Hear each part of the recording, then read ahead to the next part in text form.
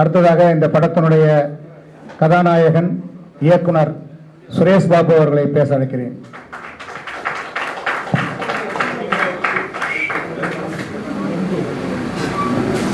எல்லாருக்கும் முதல்ல வணக்கத்தை தெரிவிச்சுக்கிறேன். குறிப்பா பத்திரிகை நண்பர்களுக்கு எல்லாரும் சேர்ந்து ஒரு பெரிய கிளாப் கொடுத்துடலாம். ஏன்னா அவங்க தான் வந்து பார்த்தீங்கன்னா நம்ம படத்தை பெரிய லெவலில் எடுத்துட்டு போக போறாங்க. இன்னைக்கு ஒரு சின்ன படமா இருந்தாலும் கூப்பிட்ட வார்த்தைக்கு இத்தனை பத்திரிகை நண்பர்கள், யூடியூப் சேனல், பத்திரிகை செய்தியாளர்கள் எல்லாரும் வந்து இந்த ஒரு சின்ன படத்தை ஊக்குவிக்கணும் வந்திருக்கீங்க. அதுக்கு என்னுடைய மனமார்ந்த உங்கள் பொற்பாதங்களை தொட்டு நான் வணங்கி நன்றியை தெரிவிச்சுக்கிறேன். அதுக்கப்புறம் நம்ம டீம்ல இருந்து வந்த எல்லாருக்கும் நிறைய வேலை இருக்கு. எல்லாருக்கும் அதை விட்டுட்டு நம்ம இந்த படத்துக்காக வரணும், இந்த படத்துக்காக வந்து நிக்கணும்னு சொல்லிட்டு வந்த உங்க எல்லாருக்கும் முதற்கண் என்னுடைய நன்றியை தெரிவிச்சுக்கிறேன். அதுக்கப்புறம் மேடையில் உட்கார்ந்துட்டு இருக்கிற விஐபிஸ், குறிப்பா நம்ம கூல் சுரேஷ் சார் வந்து அவருக்கு மிகப்பெரிய ஒரு கிளாப் பண்ணிடலாம். இன்னைக்கு அவர் தான் இன்ஸ்பெக்டர் சூர்யா. ஆக்சுவலா அவரும் ஷூட்டிங் விட்டுட்டு தான் வந்திருக்காரு. நம்ம கூட்ட வார்த்தை ஒரு சின்ன படம் அது நினைக்காம நம்ம கூப்பிட்ட அந்த ஒரு வார்த்தைக்கு நமக்கு மதிப்பு கொடுத்து, மரியாதை கொடுத்து, ரெஸ்பெக்ட் கொடுத்து வந்து நம்ம மேடையில் உட்காந்து ஒரு இன்ஸ்பெக்டர் சூர்யாவா வந்து உட்காந்து நம்ம இந்த ஸ்டேஜையே பெருமைப்படுத்திருக்காரு. எனக்கு அவர்கிட்ட எவ்வளவு நன்றியை சொன்னாலும் தகாது. அடுத்தது இந்த படம் பாத்தீங்கன்னா அதுக்கு முன்னாடி ஒரு சின்ன ஒரு விஷயத்த சொல்லணும். ஒரு நாட்டோட முதுகெலும்பு அப்படின்னு சொன்னா விவசாயம். விவசாயம் இல்லைன்னா நாடு கிடையாது. அந்த விவசாயத்துக்கு ஒரு முதுகெலும்பு அப்படின்னு சொன்னா தண்ணி தான். தண்ணி இல்லைன்னா விவசாயம் பண்ண முடியாது. அந்த தண்ணியை உருவாக்குற கிணத்து வேலை செய்யற சாதாரண ஒரு வீட்டில இருந்து வந்தவன் தான் நானு. சோ நிறைய தொழில் செய்யற மக்கள் நம்ம நாட்டில் இருக்காங்க. அதுல குறிப்பா இந்த கிணத்து வேலை செய்யறவங்க பத்தி பெருசா எந்த பத்திரிகையிலும் எந்த நியூஸ் யூடியூப் சேனல்லாம் பார்த்துருக்க மாட்டீங்க பெருசா. ஏன்னா ஒரு விவசாயிக்கு ஏதோ ஒரு பிரச்சனை, விவசாயி தற்கொலை பண்ணிட்டா, கடன் கட்ட முடியாம தற்கொலை பண்ணிட்டாங்க, இல்ல ஏதாவது ஆபத்து ஆயிடுச்சுன்னா அது பெரிய நியூஸா வரும், இல்ல மத்த எதுலான வரும். பட் கிணத்து வேலை செய்யறப்பையும் நிறைய ஆபத்து வருது. அதுல எல்லாம் விழுந்து நிறைய பேர் இறந்து இருக்கிறாங்க. அவங்கள பத்தி பெருசா இங்க தெரியாது. அப்போ நான் இன்னும் ஒரு 25 வருஷத்துக்கு முன்னாடி பார்த்தேன்னா, 25 வருஷத்துக்கு முன்னாடி பாத்தீங்கன்னா எங்களுக்குன்னு ஒரு வீடு கிடையாது. நாங்க நாடோடிகள் மாதிரி எங்க கிணத்து வேலை கிடைக்குதோ அங்க ஒரு குடிசை போட்டு அங்க உட்காந்து நாங்க வேலை செஞ்சுட்டு, அப்பா அம்மா தாத்தா இப்படிதான் இருந்தாங்க. நம்மளுக்குன்னு ஒரு அங்கீகாரம் கிடையாது. அப்படியே எங்க வேலை செய்தோம் அப்படியே போயிட்டே இருப்போம். நாங்க எனக்கு கருத்து தெரிஞ்சு மாட்டு கொட்டாயில உட்காந்துட்டு பக்கத்துல மாடு சாணம் ஸ்மெல் இருக்கும், பக்கத்திலே உட்காந்து சாப்பிட்டு இருக்கோம். நாங்க வீடு கிடையாது அப்போ.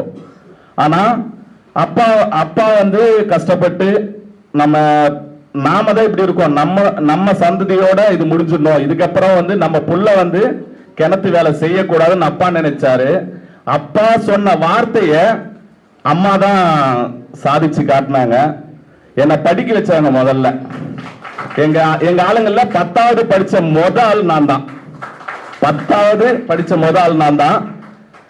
அப்பா சொல்லிட்டு அப்பா சாமி கிட்ட போயிட்டாரு. 22 வருஷம் ஆகுது. அப்பா சொன்ன வார்த்தைய புள்ளைய நல்லா படிக்க வச்சு கிணத்து வேலை செய்யக்கூடாது அப்படின்னு சொல்லி அம்மா கிட்ட சொன்ன வார்த்தைய அம்மா வந்து ஒரு தாய் தான் இருந்து இது எல்லாத்தையும் சாதிச்சு காட்டணும். ஒரே ஒரு பெண்மணி தான், சப்போர்ட்டுக்கு யாருமே கிடையாது. படிக்க வச்சு 10வதுல ஒரு நல்ல ஃபர்ஸ்ட் ரேங்க் தான் எடுப்பேன். நான் ஃபர்ஸ்ட் ரேங்க் ஹோல்டர் நான் ஆக்சுவலா. அதுக்கு மேல ஆனா படிக்க முடியல, குடும்ப சூழ்நிலை படிக்க முடியல. ஒரு படிக்கணும்னா ஒரு இடத்துல தாங்க. இப்ப நாடோடிகள் படிக்க முடியாது, ஒரு ஊரா போயிட்டே இருப்பாங்க. பட் படிக்கணும்னா ஒரு வீடு எடுக்கணும். வீடு எடுக்கணும்னா ஒரு ஸ்கூல் இருக்கிற இடமா பார்க்கணும். அப்போ பவித்ரன்ற கிராமத்துல அங்க ஸ்கூல் பக்கத்துல இருக்கிறதால ஒரு வீடு வாங்கி கொடுத்தாரு அப்பா. அந்த வீட்டுல இருந்து தான் படிச்சேன். அதுக்கப்புறம் ஒரு மொபைல் ஷாப் ஸ்டுடியோ வச்சேன். அப்புறம் எனக்கு டான்ஸ்ல கொஞ்சம் இன்ட்ரெஸ்ட். நிறைய ஸ்கூலுக்கு வந்து டான்ஸ் மாஸ்டரா இருந்தேன். கவர்மெண்ட் ஸ்கூலுக்கு டான்ஸ் மாஸ்டரா இருந்தேன். அதுக்கப்புறம் படிப்படியா நான் டான்ஸ் பண்றதை பார்த்து நிறைய வாய்ப்பு வந்துச்சு. நிறைய ஸ்கூல்ல வந்து டான்ஸ் கத்து கொடுக்க எனக்கு வாய்ப்பு கிடைச்சிச்சு. அப்ப நிறைய பேர் சொன்னாங்க, நீங்க ஏன் சினிமால ட்ரை பண்ணக்கூடாதுன்னு சொன்னாங்க. பட் எனக்கு சினிமால பெருசா இன்ட்ரெஸ்ட் இல்லை, சினிமாவுக்கு வரக்கூடாதுன்னு இருந்தேன். பட் நிறைய பேருடைய உந்துதல் காரணமா நான் வந்து சினிமாவில் வந்து 2016 அடங்கா பசங்கன்னு ஒரு படத்துல ஹீரோவா நடிச்சு ரிலீஸ் ஆயிடுச்சு.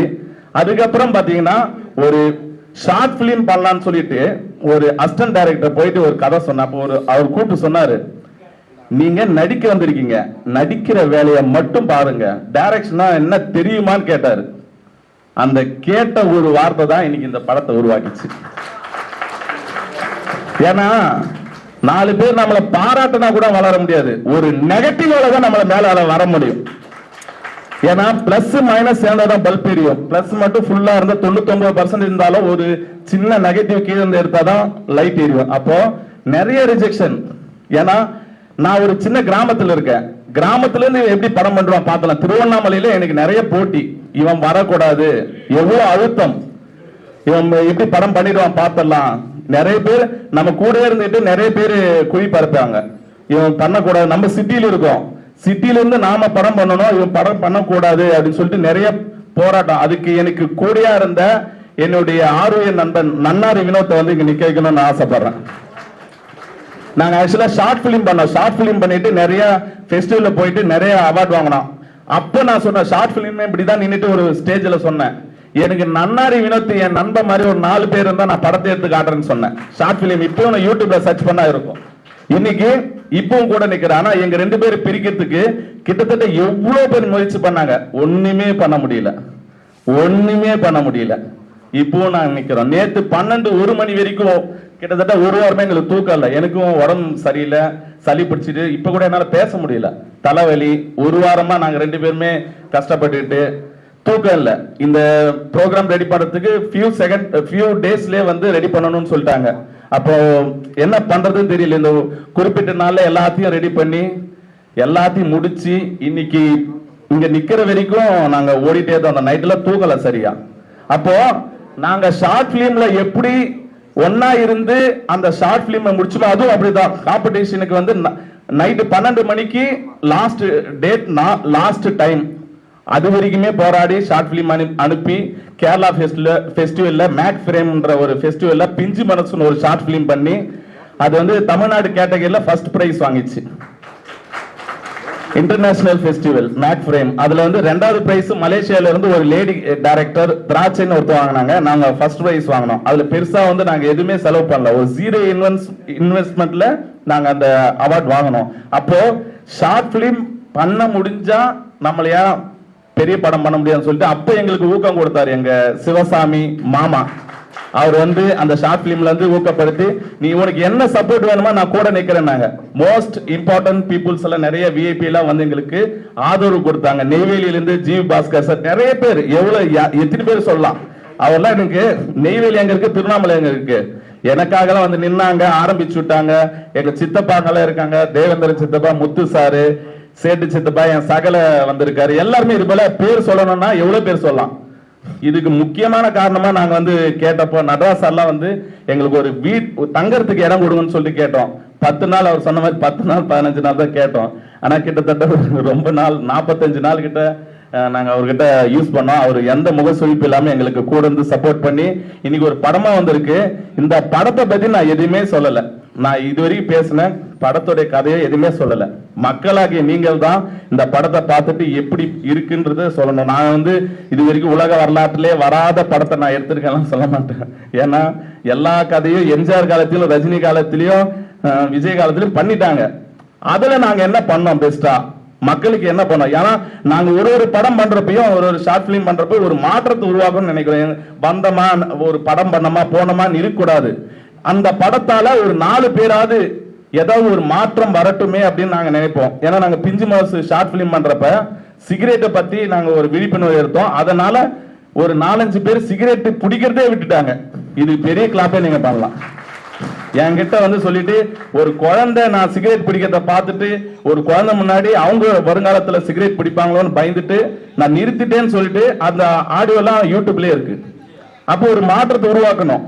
அதே போல ஒரு 5 ரூபாய் காயின் பிஞ்சு மனசு பார்த்துன்னு ஒண்ணு பண்ணோம். 5 ரூபாய் காயின் ஒரு நம்ம தெரியாம ஒரு கடையில வாங்கிட்டோம், அதை திருப்பி கொடுக்கணும் அப்படின்ற விஷயத்த சொல்லி ஒரு போலீஸ் லஞ்சம் வாங்குறத நிறுத்தணும், அதுக்கும் அவார்டு வாங்கணும். அதுலயும் நிறைய பேர் திரும்பினாங்க. இன்னொரு விஷயம், இது குடி சம்பந்தப்பட்ட படம். இதிலும் கண்டிப்பா மாற்றம் உருவாகும் அப்படின்றது நான் நினைக்கிறேன். ஏன்னா இதுல ஒரு மாற்றமும் உருவாயிருச்சு. ஒரு அசிஸ்டன்ட் எடிட்டர் வந்து பாத்தீங்கன்னா எடிட்டிங் பண்ணிட்டு இருந்தாரு. அவரு ஓப்பனா சொல்லிடுறாரு, ஒரு பீர் வாங்கிட்டு ஒரு ஃப்ரிட்ஜில் வச்சுட்டு எடிட்டிங் பண்ணிட்டே இருக்காரு. அவரு என்ன ஆகுதுன்னா, இதுல இருக்கிற சீனை திரும்ப திரும்ப திரும்ப பார்க்க அவருக்கு ஒரு ஏதோ ஒன்று ஆயிடுச்சு. அந்த பீரை ஒரு 3-4 நாள் தொடவே இல்லையா, குடிக்கலான்னு போறாராம், திறக்கிறாராம், தொட முடியலையா. என்ன வந்து சொல்ல, எனக்கு ஒரு மாதிரியா அப்செட் ஆயிடுச்சு அந்த சீன் எல்லாம் பார்த்துட்டு, இப்படி குடிக்கணுமா அப்படின்னு சொல்லிட்டு அது திறக்கிற மூடுறான அந்த பீரை எடுத்து குடிக்கலாம் அப்படின்னு சொன்னான். எனக்கு அப்போ மெய் சிலுத்துச்சு எனக்கு. அப்போ ஒரு சாதாரண ஒரு எடிட்டட் வெர்ஷன் படம் பார்த்துட்டே ஒரு மாற்றம் உருவாக தொடங்குதுன்னா, அதுவும் அவர் சொல்றாரு, சரி யார்ட்டையாவது கொடுத்தலான்னு பார்த்தாலும் அதுவும் தப்பாயிருமே, நம்மளால ஒருத்தருக்கு வந்து குடியை உருவாக்கின மாதிரி ஆயிடுமேன்னு சொல்லிட்டு யாருக்கும் கொடுக்கல. நான் அப்ப என்னதான் பண்ண, அது உடைச்சிட்டு, அதுதான் என்னோட படத்துக்கு கிடைச்ச முதல் வெற்றி. அப்போ நாளைக்கு இந்த படம் ரிலீஸ் ஆயிடுச்சுன்னா கண்டிப்பா ஒரு 4 பேர் திருந்தினா கூட நான் பண்ணதுக்கு ஒரு பெருமையா நினைக்கிறேன். 4 பேர் திருந்தினா போதும். இதுல டீ டோட்டல் இருக்கிறாங்க என் படத்துல. I am also teetotaller. Vinod நன்னாரி வினோத் ஆல்சோ டீ டோட்டலர். இங்க படத்திலே கிட்டத்தட்ட ஒரு 10 பேர் கிட்ட டீ டோட்டலர், எந்த கெட்ட பழக்கம் இல்லாத இருக்கும். சோ நான் இதுல ஒரு முக்கியமான விஷயத்த சொல்லிக்கிறேன். ஆடியோ லான்ச் பண்ணிட்ட பிறகு இந்த படத்துல இருக்கிற டீ டோட்டலரை மேல ஏத்தி அவங்களுக்கு ஒரு சிறப்பு மரியாதை பண்ணணும் நான் முடிவு பண்ணியிருக்கேன். அப்போ பாத்தீங்கன்னா இந்த படத்தை பார்த்துட்டு திருந்திட்டேன், குடிக்க மாட்டேன் அப்படின்னு சொல்லிட்டு முடிவு எடுத்திருந்தா அவங்களுக்கு தனியா ஒரு பிரஷ் ஷோ வச்சு அவங்களுக்கு ஒரு பாராட்டு விழா வைக்கலாம் அப்படின்ற மாதிரி முடிவு பண்ணியிருக்கேன். சோ நம்ம வந்தோமா ஒரு டைரக்டரா வந்து படம் பண்ணோமா, சம்பாதிச்சோமா, வியாபாரம் பண்ணோமா அப்படின்னு போகாம சமுதாயத்துல ஏதாவது ஒரு மாற்றத்தை உருவாக்க என்னால முடிஞ்சதை நான் எடுத்து வைக்கணும்னு நினைச்சு இந்த படத்தை எடுத்திருக்கோம். சோ ஒரு குடியால ஒரு குடும்பம் என்ன ஆகும் அப்படின்ற விஷயத்தை தான் கருவா வச்சு நம்ம பண்ணிருக்கோம்.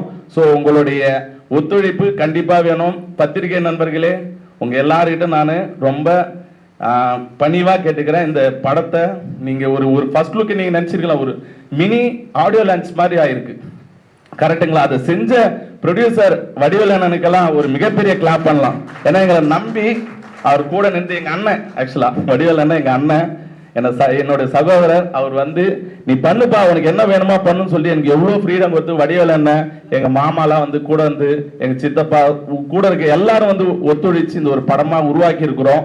இது வந்து கண்டிப்பா மக்களுக்கு 4 பேருக்கு பிடிச்சா கூட எனக்கு போதும், அதுவே எனக்கு பெரிய சந்தோஷம். அப்படின்னு நடக்கும் நான் நினைக்கிறேன். ரொம்ப சந்தோஷம். நன்றி, வணக்கம். சூப்பர். இன்று மட்டும் இல்லை சுரேஷ், என்றைக்குமே வந்து என்னுடைய உயிர் உள்ள வரைக்கும் உங்களுடைய உயிர் உள்ள வரைக்கும் நம்ம 2 பேருமே சேர்ந்து தான் இருப்போம். அதில் எந்த மாற்றமும் இல்லை. நம்ம கூட இணைந்து இருக்கிறவங்க ராஜேஷ் இருக்கிறாரு, இப்போ எம் சதீஷ்குமார் சார், அந்த மாதிரி நிறைய பேர் இருக்காங்க. அவங்களும் இன்னும் எங்கள் கூட தொடர்ந்து பயணிப்பாங்க. அவங்கள்ட்டையும் சில சின்ன சின்ன பழக்கம், அதாவது டீ காஃபி அந்த மாதிரி குடிக்கிற கெட்ட பழக்கம் இருக்குது. நாங்கள் பெருசாக இல்லை, அதையும் வந்து அவங்கள கூட சொல்லி நம்ம திருத்திடுவோம். மாற்றம் என்றைக்குமே மாறாதது, அதை தான் நான் நம்புறேன். அடுத்தபடியாக இன்ஸ்பெக்டர் சூர்யா பேச்சுலர் பார்ட்டி திரைப்படத்தின் கதையின் நாயகி சோனியா தாஸ் அவர்களை அன்போடு பேச வருக வருக என அன்போடு அழைக்கிறோம்.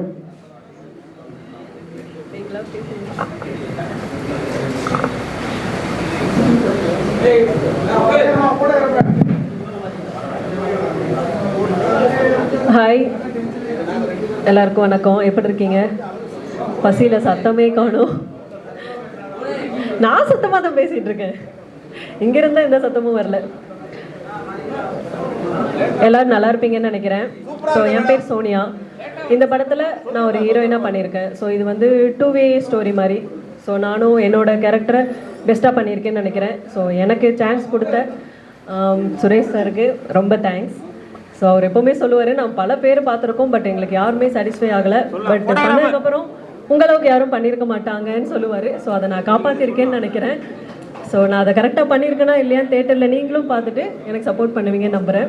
இந்த சப்போர்ட்டை எப்போவுமே கொடுக்கணும் எங்களுக்காக, எங்களுக்கும் எங்கள் டீமுக்கும் எப்போவுமே உங்களோட சப்போர்ட் தேவை. தேங்க்யூ.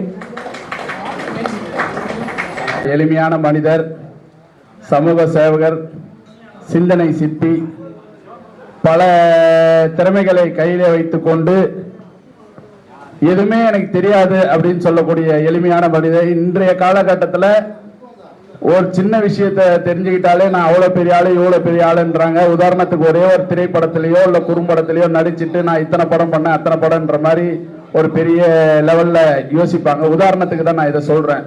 ஸோ அந்த மாதிரி பல திறமைகளை கையில் இருக்கும், பல சேவைகளையும் செஞ்சிருப்பாரு. ஆனால் அவரும் ஐயா சொன்ன மாதிரி தான், கோவப்பட்டே நான் பார்த்ததில்லை. அவர் வீட்லயாவது கோவப்படுவாரா என்னன்னு எனக்கு தெரியாது. ஆனால் நாங்கள் எவ்வளோ அவரை கோவப்படுத்தியிருக்கோம். ஆனாலும் எளிமையா எங்கள் இடத்துல பேசி எங்களை அவ்வளோ வழிநடத்தி கொண்டு போவார். எங்க தயாரிப்பாளர் பாசமிகு அண்ணன் டாக்டர் வடிவேலன் பிஜே அவர்களை இந்த இடத்திலே பேசுமாறு தாழ்மையுடன் அன்போடு அழைக்கிறோம். வருக வருக வருக அண்ணன் டாக்டர் வடிவேலன் பிஜே தயாரிப்பாளர். அனைவருக்கும்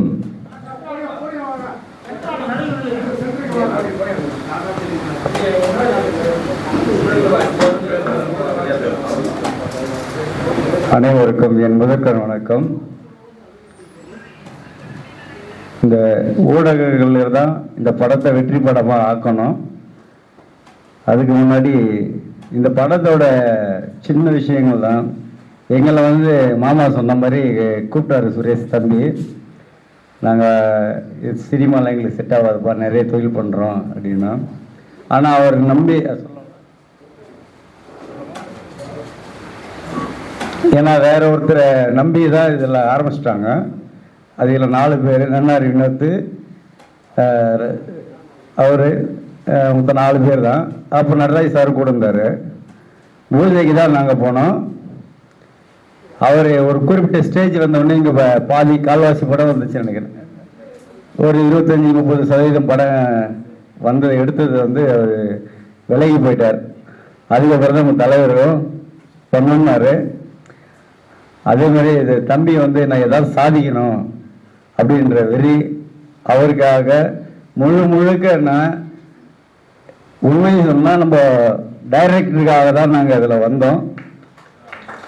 உண்மையான விஷயம் அதுதான். அதனால அதுக்கப்புறம் நான் சந்தோஷ் ஏற்கனவே வந்து எனக்கு கோயிலுக்கு ஒரு 3 சாங் பண்ணி கொடுத்துருக்காரு. அப்புறம் யார் மியூசிக் டைரக்டர்னு கேட்டேன். தூயரசனையும் கூப்பிட்டு ஒரு சாங் இங்கே பண்ணி கொடுப்பானே, எனக்கு கோயிலுக்கு 3 சாங் பண்ணி கொடுத்துருக்காரு. அப்புறம் இந்த கதையை கேட்ட உடனே என்னன்னா, நிஜமாகவே எனக்கே நடந்த மாதிரி இருந்தது. அந்த ஸ்டோரி, கோயில் ஸ்டோரி வந்து ஒரிஜினலாக நான் கோயில் கட்டி அந்த இடத்துல என்னை கட்ட விடாமல் 8 வருஷம் கழிச்சு தான் திரும்பி அதை கட்டி கும்பாபிஷேகம் பண்ணேன். ஒரு 3-4 கோடி ஆச்சு. அதே மாதிரி இருந்தது, அதுவும் பிடிச்சிருந்தது. இது மட்டும் இல்லாமல் இதில் நடித்த நடிகர்கள் இந்த ரிவ்யூ பார்க்கும்போது பெஸ்ட்டு ஆக்டர்னா உண்மையை சொன்ன இந்த பாப்பா தான். ஏன்னா பக்கா அந்த சீன் வந்தாலே அழுகிற மாதிரி தான் இருக்கு. எல்லாருமே நல்லா நடிச்சிருக்காங்க. மாஸ்டர் கூட நிறைய சண்டை போட்டிருக்காரு. ஏன்னா மாஸ்டர் சொல்லனா கோச்சிக்குவாரு. அவர் அந்த ஃபைட் சீனில் இருக்காரு. அண்ணனை நிறைய உதவி பண்ணியிருக்காங்க. இவர் மட்டும் இல்லை, அங்கே நிறைய பேர் நிறைய உதவி பண்ணியிருக்காங்க. அனைத்து நண்பர்களுக்கும் எனக்கு மனமார்ந்த நன்றி தெரிவிச்சுக்கிறேன். அதே மாதிரி இந்த படத்தில் வந்து நான் ஒரு சின்ன ஒரு கடுகு தான். இது முழு வேலையும் பார்த்தது தலைவர் தான். நான் பணம் கொடுத்தது மட்டும்தான். நான் மற்ற வேலைக்கெல்லாம் நான் போகல. நிறைய ரிஸ்க் எடுத்திருக்காரு. முழு நேரம் அங்கேயே உட்காந்து வேலை செய்யறது. நான் கொஞ்சம் ஜாலியான வேலை, நான் போயிடுவேன். அவர் தான் முழு வேலையும் பார்த்துருக்காரு. இந்த பெருமை எல்லாம் அவருக்கு தான் சேரணும். இந்த படம் பெரிய வெற்றி படமாக அமையறதுக்கு இன்னும் நான் என்ன செய்யணுன்றது அவங்க சொன்னாங்கன்னா அதை நான் செஞ்சிருவேன். அதே மாதிரி ஆடியோ லான்ச்சுக்கு செலிபிரிட்டி வர வைக்கிறதுன்னு இருக்காரு. அதையும் நான் 2-3 ட்ரிப் பேசியிருக்கேன். அதையும் வர வச்சிருவோம். இந்த மீடியா நண்பர்கள் தயவு செய்து உங்கள் அளவுக்கு எவ்வளோ எஃபெக்ட் போட்டு எங்களை காப்பாற்ற முடியுமோ காப்பாற்றி கொடுக்குமாறு அன்போடு வேண்டிக் கொள்கிறேன். எனக்கு வாய்ப்பு அளித்தது நன்றி. அரசியல் அப்படின்னு சொல்றதுக்கு அப்பாற்பட்ட விஷயத்துல அவர் வந்து அரசியல்வாதியா நான் பார்க்கல, ஒரு சமூக சேவகராக தான் பார்க்குறேன். ஏன்னா உதவி என்று கேட்டு அரசியல்வாதிகள் மட்டும்தான் வருவாங்க இல்லை, எந்த ஒரு பல உதவிகளை அவர் செஞ்சிருக்கிறாரு. அது வந்து சொல்ல முடியாத அளவுக்கு, எண்ண முடியாத அளவுக்கு எண்ணிக்கையாக அவர் செஞ்சிட்டு இருக்கிற மனிதர். அவர்கிட்ட ஒரே ஒரு விஷயம்தான் நான் ரொம்ப நினைச்சது, அதாவது நான் உங்கள்கிட்டையும் சொல்லணும்னு நினச்சது என்னன்னா, அவர்கிட்டையுமே இதை சொல்லணும்னு நினச்சிருக்கேன். ஆனால் இது வரைக்கும் நான் சொன்னதில்லை. இப்போ படம் எடுக்கும் போதோ இல்லை வேற யாருன்னா ஒரு சில டிஸ்டர்ப் பண்ணும்போதோ கோபங்கள் வரும். ஆனால் அவர் எப்பயுமே கோவப்பட்டு சத்தமாக பேசி நான் என்னுடைய இத்தனை வருஷ கேரியரில் இப்படி ஒரு நபரை நான் பார்த்ததே இல்லை. அதுலேயும் எங்கள் படத்தில் அவர் கமிட் ஆகிட்ட பிறகு, சாரி எங்கள் படம் இல்லை நம்மளுடைய படத்தில் கமிட் ஆகிட்ட பிறகு அவர் வந்து பார்த்தீங்கன்னா ரொம்ப இருக்காரு. நானே ரொம்ப டென்ஷன் ஆகுவேன், அவர் அவ்வளோ கூலாக இருப்பார். ஸோ அது வந்து அவர்கிட்ட வந்து நிறைய விஷயங்கள் நான் கற்றுக்கணும், அவர் நிறைய விஷயங்கள் லேர்னிங் பண்ணணும்னு சொல்லி விரும்புகிறேன்.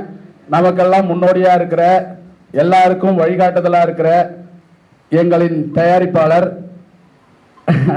இணை தயாரிப்பாளர் ஐயா சிவசாமி ஐயா அவர்களை அன்போடு மேடைக்கு அழைக்கிறேன். வருக வருக வருக.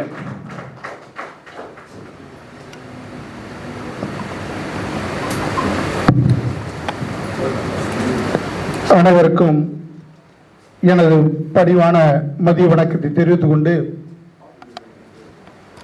இந்த திரைப்படம் தயாராகுவதற்கு எவ்வளவு கடினம், எவ்வளவு உழைப்பு என்பதை, அதாவது இயக்குனர் மற்றும் மேனேஜர், இதில் நடித்த நடிகர்கள், ப்ரொடியூசர், இவங்களுக்கு எல்லாம் தெரிஞ்சிருக்குமோ தெரியாத தெரியல.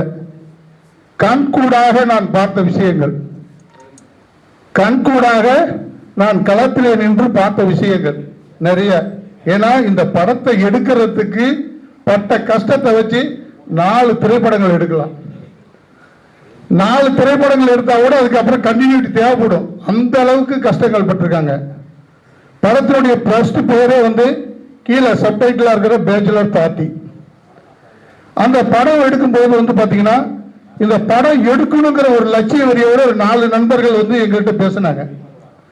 பேசும்போது எங்களுக்கு சினிமா ஐடியா இல்லை, எங்களுக்கு சினிமாவுக்கு ரொம்ப தூரம், எங்களுக்கு ஒன்றும் அதில் இல்லை, உங்களுக்கு எதை நாங்கள் சின்னதாக சப்போர்ட் பண்ண சொல்லி ஒரு 2 லட்சம் ரூபா ஒரு கேமராவுக்கு சப்போர்ட் பண்ணுற சொல்லி அந்த உத்தரவாதம் மட்டும்தான் கொடுத்தோம். அப்போ பூஜை போடுறதுக்கு கூப்பிடுறாங்க. அப்போ பூஜை போடுறதுக்கு போகும்போது அந்த இடத்துல அன்னைக்கே நாங்கள் வந்து தயாரிப்புக்கு உண்டான வேலையை ஆரம்பிச்சோன்னு நினைக்கிறேன். ஏன்னா நாங்கள் சாப்பிட்டு கோயில், அதுவும் அண்ணாமலையார் கோயில் வாசல்ல ஒரு கடையில் சாப்பிட்டோம். சாப்பிட்டு எல்லாம் வெளியில் வரதுக்குள்ள எங்களுடைய தயாரிப்பாளர், என்னுடைய மாப்பிள்ளை, உடனே எவ்வளவு பில் ஆச்சுன்னு சொல்லி அவர் வாங்கி அந்த பில்லு செட் பண்றாரு.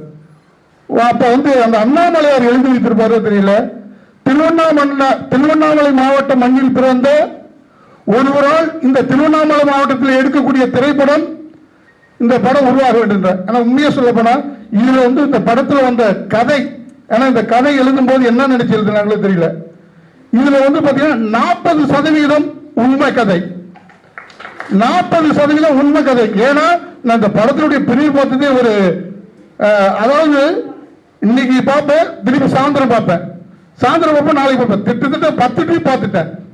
போர் அடிக்காம இருந்தது. அதுக்கப்புறம் பாத்தீங்கன்னா கடைசியா அது சில வேலைகள் எல்லாம் பண்ணி அதெல்லாம் இதெல்லாம் வச்சா நல்லா இருக்குன்னு சொல்லி மாற்றி வச்சிருக்காங்க. அதே போல இந்த படம் உள்ள வந்ததற்கு 2 லட்சம் ரூபாய் வச்சு பண்ண முடியுமா தெரியாது. அப்ப உள்ள வந்த பிறகுதான், நான் வேடிக்கை வைக்க வந்த பிறகுதான், அதாவது இந்த தம்பி ஜெயராமன் போலீஸ் கேரக்டர், அவர் எடுத்து அந்த நுழைக்க விட்டு அவர் நடிக்கும் போது, ஏன்னா நான் நடிக்கிறது சரியா இருக்கணும்னு வாங்க கூப்பிடுவார். பார்க்கும்போது அந்த இடத்துல பட்ட வேதனைகளை நான் பார்த்தேன், பட்ட கஷ்டங்களை நான் பார்த்தேன். அந்த கஷ்டங்கள் எல்லாமே வந்து பாத்தீங்கன்னா, இந்த சமூகத்தில் இந்த ஏழை எளிய மக்கள் வாழக்கூடிய இடத்துல இவர்களை உயர்த்துவதற்காக ஒரு அரசியல் இயக்கத்தை நடத்தி வருகிறோம். ஆனால் இதுவும் ஒரு கஷ்டம்தான் என்று என்னுடைய மாப்பிள்ளை கிட்ட சொன்னேன். என்ன மாமா, சினிமாவுக்கு நம்மளுக்கு ரொம்ப தூரமாச்சு, எப்படி மாமான்னாரு. அப்புறம் சொன்ன கதையை சொன்னோம். சரி மாமா பண்ணலான்னாரு. அதுக்கு முன்னாடி என்ன பண்ணிருக்காங்க, இப்ப நடராஜ் சார் எல்லாம் சொல்லவே வேண்டியதில்லை. ஏன்னா அந்த இடத்துல வந்து பாத்தீங்கன்னா கல்யாண மண்டபத்தோடு தங்கு விடுதி இருக்கு, அதுல வந்து கணக்கு வழக்கு பார்த்தா எங்கே போகும். அவர் வந்து பாத்தீங்கன்னா எந்த ஒரு இதுல அந்த பசங்க வளர்றாங்க, வளரட்டும் சொல்லி அதாவது பெரிய மனசுத்தன்மை கொடுத்தும் மற்ற சில உதவிகளும் செஞ்சிருக்காரு.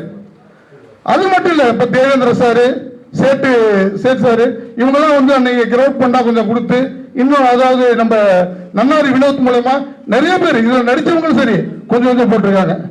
அதையும் தாண்டி சாப்பாடு வேணும் இல்லையா, அந்த பாப்பா வந்திருக்காங்க பாருங்க, இந்த சதீஷோட மனைவி, அவங்களோட உடம்பு பாருங்க, அத்தனை பேர்த்து வீட்டுல இருக்கிறவங்க அவங்க சமைச்சு அந்த சாப்பாடை வந்து கொடுக்கணும், வீட்டுல இருந்து எடுத்து கொடுக்கணும்.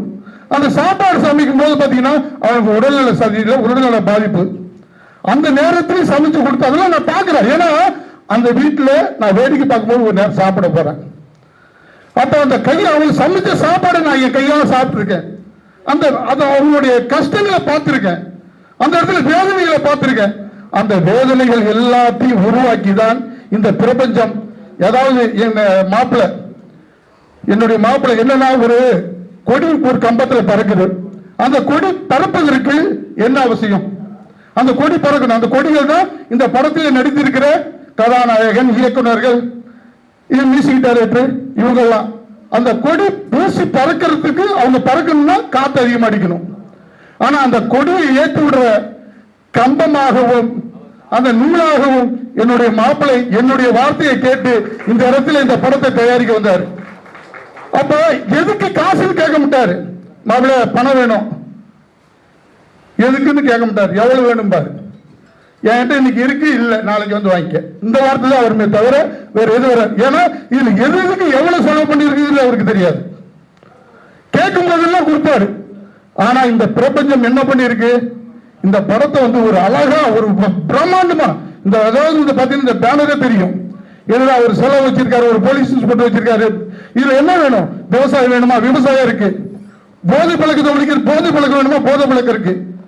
ஒரு இளைஞர்கள் எப்படி இருக்கக்கூடாது, இப்படி இருந்தால் இதுதான் நடக்கும் என்பது இந்த கதை சொல்லுது. இளைஞர்களை மாற்றி திருத்துவதற்காக அவர் சொன்னார், டைரக்டர் சொன்னார், நான் ஒரு கிணறு வெட்டக்கூடிய சமுதாயத்தில் பிறந்து இந்த அளவுக்கு நான் வளர்ந்திருக்கிறேன் அப்படிங்கிற ஒரு விஷயத்தை சொன்னார். உண்மையால் அதுதான் அந்த அதான் விவசாயிகளின் முதுகு எலும்பு. அதாவது விவசாயத்தை கட்டி காப்பது. அது இன்றைக்கு பிளாட் அதாவது ரியல் எஸ்டேட் மூலமாக அழித்து வருகிறார்கள். அதை அழிக்கக்கூடாது என்பதற்கான கதை இதில் இருக்கிறது. அது எப்படி அழிக்கப்படுகிறது, எப்படி இருக்கிறது, அது ஆன்மீகம் சம்பந்தப்பட்டது. ஆன்மீக கலை இதுல இருக்கு. அதாவது சண்டை பயிற்சி. அந்த சண்டை பயிற்சி பார்க்கும்போது சல்லிசோட் சண்டைக்கு தான் நான் அந்த இதுல வந்து நான் அவருடைய அதாவது அவர் போறார் இல்லையா, அந்த இடத்துல அவருக்கு எதிராக ஒரு வில்லன் கேரக்டர் நான் இருக்க வேண்டிய இடத்துல அந்த இடத்துல மீசராஜேந்திரன் அவர்களை கொண்டு வந்து வச்சோம். அந்த இடத்துல மீசராஜேந்திரன் அவர்களை கொண்டு வந்து வச்சோம். ஏன்னா அந்த இடத்துல வைக்கும் போது ஃபைட்னா பாத்தீங்கன்னா அருமையான ஃபைட். ஒரு அதாவது பாத்தீங்கன்னா அந்த ஃபைட்லாம் பாத்தீங்கன்னா எவ்வளவு செலவு பண்ணிருக்கீங்க. அப்புறம் இன்னும் என்ன சொன்னேன், இந்த மாதிரி போலீஸ் ஸ்டோரி வருது, இதெல்லாம் சண்டை வேணும்ட்டு கிரெயின் வச்சு அந்த கிரெயினுக்கெல்லாம் நம்ம தேவேந்திர ஐயா 2-3 நாள் அந்த கிரெயின் அங்கேயே நிறுத்திருந்தாரு. கிரெயின்லாம் வச்சு அந்த ஃபைட் அதை பத்தி இது வந்து சின்ன பட்ஜெட் சின்ன படம் சொன்ன டேரக்டர் எனக்கு கோவம் வந்துச்சு. எனக்கு கோவம் வந்துச்சு நெசமா கீழே கேட்கும்போது, இதோட கிரேன் இத்தனை வச்சோம், கேரவன் இத்தனை வச்சோம், இத்தனை ஆர்டிஸ்ட் போட்டுருக்கோம், இவ்வளவு இது பண்ணணும். ஒண்ணும் இல்லைங்க, நிறைய சினிமா படத்துல என்ன பண்ணுவாங்க, தேங்காய் பொம்மை இருக்கும், அந்த இடத்துல ஜூஸ் கடை வந்து பொம்மையா இருக்கும், பூ கடை பொம்மையா இருக்கும். அங்க வைக்கிற பொருளை வந்து யாரும் தொட முடியாது.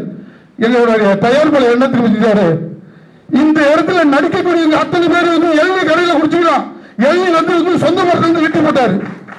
கரும்பு ஜூஸ் வந்து அந்த இடத்துல கரும்பு சொந்த தோட்டத்துல இருந்து வெட்டி போட்டு கரும்பு ஜூஸ் போட்டு வரவங்களுக்கு குடுன்னு சொன்னாரு. என்ன இன்னைக்கு அதுதான் சொல்றேன், இறைக்கிற கிணறு வத்தவே வத்தாது. அந்த இறைக்கிற கிணறு தான் என்னுடைய மாப்பிள்ளை. ஏன்னா இந்த இடத்துல வந்து பாத்தீங்கன்னா இந்த படம் வந்து பாத்தீங்கன்னா அவருடைய அதுதான் இந்த படத்துடைய கதையில வரக்கூடிய அந்த ஆலயம் சிலை அது மொத்தமா 2-3 கோடி ரூபாய் போட்டு கோயிலை கட்டி அந்த கோயிலுடைய செட்டு நிறைய படத்தில் செட்டு போட்டு எடுப்பாங்க. இது லைவ் கோயில், லைவ் விவசாய நிலம், லைவ் வந்து பாத்தீங்கன்னா குடியார பசங்க எல்லாமே இதுல இருக்காங்க. எல்லாருமே பாத்தீங்கன்னா எல்லாத்தையும் திருத்தக்கூடிய இந்த சமூகத்துக்கு தேவையான படம் இது வந்து பாத்தீங்கன்னா இந்த படத்தை பார்த்தாங்கன்னா எத்தனை படம் கண் எடுத்து சொல்றது எல்லாத்தையும் பார்த்திருப்பாங்க. இதுல பார்க்கும்போது எப்படியா இருந்தாலும் ஒரு 20% மக்கள் பிரிந்து தன்னுடைய வாழ்வாதாரத்தை மாற்றி அமைத்து வாழக்கூடிய திரைப்படமாக அமையும் என்பது. ஏன்னா என்ன கதை எழுதுற மாதிரி பேசுறேன்னு நினைக்கிறீங்களா? அந்த இடத்துல நின்று களத்தில் நின்று டீ காப்பி எடுத்து கொடுத்து சாப்பாடு எடுத்து கொடுத்து சாப்பாடு குறை வைக்க மாட்டோம். சொல்லுவாரு எதுக்கு குறை வச்சாலும் சாப்பாடு என்ன கேட்கறாங்களோ வாங்கி கொடுப்போம். கடையில ஹோட்டல்ல விட்டுருவோம், நீங்க சாப்பிட்டாங்க நான் பில்லு கட்டிக்கிறோம். அந்த மாதிரி சிங்கராஜ் சார் சொன்னார் பாருங்க கடைசியா, அந்த மாதிரிதான் எங்களுடைய இது. ஆனால் நிச்சயம் பாத்தீங்கன்னா இந்த படம் ஒரு சமூகத்தினுடைய மாற்றத்தை உருவாக்கக்கூடிய படமாக இருக்கும். ஏன்னா நிறைய பேசலாம், எல்லாருக்கும் பசிக்கும். இன்னும் நம்ம கூ சுரேஷ் சார் அவருடைய இந்த படத்தை பத்தி கொஞ்சம் சில விஷயம் பேசுவாரு, அவருக்கு தெரிஞ்ச விஷயங்கள் சொல்லுவாரு. ஏன்னா இந்த படத்தை ப்ரமோஷன் பண்ணி பெரிய அளவுல கொண்டு போகணுங்கிறதுக்கு எல்லாரும் கொஞ்சம் ஒத்துழைப்பு தரணும். அதே போல என்னுடைய மகன் விமல்ராஜ் அவரு வந்து பாத்தீங்கன்னா சினிமாவை பத்தி தெரிஞ்சவர், எனக்கு தெரியாது. அவர் வந்து பாத்தீங்கன்னா சில மாற்றங்களை உருவாக்க வேண்டும் என்று டைரக்டர் மற்ற படக்குழு சொன்னாரு. அதெல்லாம் மாத்தி ஒரு பிரம்மாண்டமான ஒரு இதா பாத்தீங்கன்னா இப்ப கணேஷ் சார் இருக்காரு, அவருடைய இது பத்தி சொல்லணும். ஒரு இடத்துல தான் வருவாரு. இது பாத்தீங்கன்னா நான் 50 வருஷத்துக்கு பின்னாடி ஒரு சினிமா பார்த்த ஃபீல் வந்துச்சு. அவர் வாய்ஸை கேட்கும் போது ஒரு 50, அவர் வந்து சும்மா சிங்கராஜ் சாரோட வந்தாரு. அந்த படத்துல ஒரு வாய்ஸ் இருக்கு, அந்த ஒரு பஞ்சாயத்து வாய்ஸ். அது பார்த்தீங்கன்னா அது அந்த படத்துக்கே ஒரு பெரிய மெருகேற்றி இருக்கக்கூடிய வாய்ஸா இருக்கு. அது 50 வருஷத்துக்கு முன்னாடி உள்ள இது வாய்ஸ், அந்த டோனு, அந்த இதெல்லாம் இருக்கு. அதே போல சகோதரி அவங்க பண்ணிருக்காங்க பாருங்க, அது நான் சொல்லக்கூடாது, ஏன்னா கதையை சொல்லிடக்கூடாது. ஏன்னா ஒரு மொட்டை வெயில்ல முட்டிய முட்டுலாம் மலை மேல நடத்திருக்காங்க, ஏறி இருக்காங்க. இது போன்ற முட்டி போட்டுக்கிட்டு, அப்ப ஒரு முட்டி போட்டுக்கிட்டு ரியலா ஏறும்போது எப்படி இருக்கும்? இது வந்து பாத்தீங்கன்னா எல்லாமே வந்து பாத்தீங்கன்னா ரியலா பண்ணதுதான். இப்ப ஏன் சண்டை பயிற்சியில சுரேஷ் பாபு சார் இது பண்ணும்போது ரியலா அந்த பாட்டில் உடைச்சி கையை குத்திடுச்சு, கையை வெட்டி பிடிச்சி